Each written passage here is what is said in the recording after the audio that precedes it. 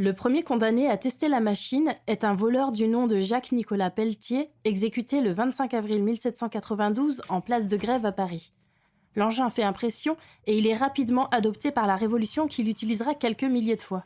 Parmi les guillotinés de cette époque, il y a même le plus célèbre d'entre tous, le roi de France lui-même, Louis XVI, guillotiné à l'âge de 39 ans le 21 janvier 1793 à 10h22 du matin.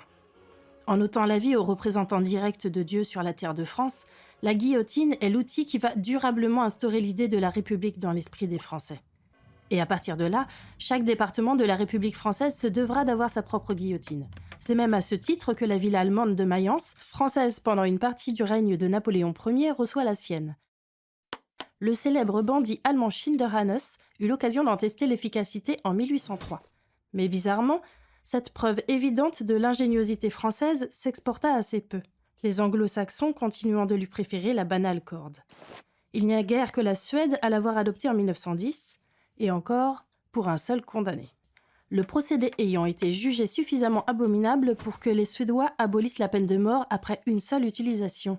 Quel gâchis!